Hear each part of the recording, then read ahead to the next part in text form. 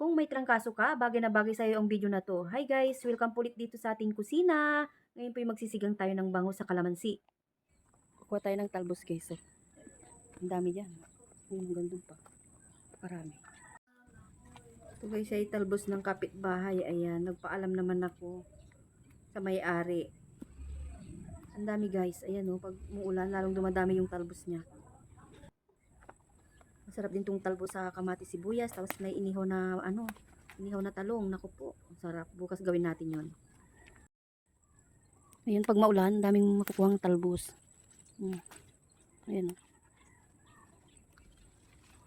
Masarap to kaysa sinabawan. Magsasabaw ako kasi masamang pakiramdam ni Primo. Kuha natin oh. Oh, libre na yan. Ayan, ang dami pa dun. So ito guys, ito yung kamuting kinuha ko. Tapos may sili tayo dito. Yung kalamansi, ang lalaki nito guys. Yung galing yan sa sa Mindanao pa yung galing. Ayan. Tapos lalagyan natin ng kamatis, sibuyas. Tapos siyempre may malit na luya tayo rito. Ayan.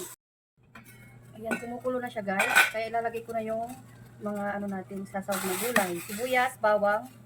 Ay wala palang bawang. Yung sili. Tsaka yung ating kamatis. So ayan guys, kumukulo-kulo na siya. Ilalagay ko na yung mga isda. Ano yung isda mataba.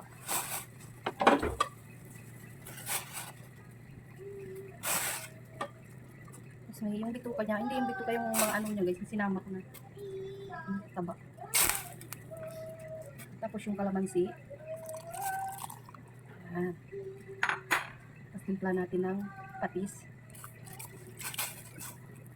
Takpan ko muna siya guys. Ayan, kumukulo-kulo na siya. Maglalagay tayo ng seasoning. Ayan. Tapos maglagay din ako ng paminta guys.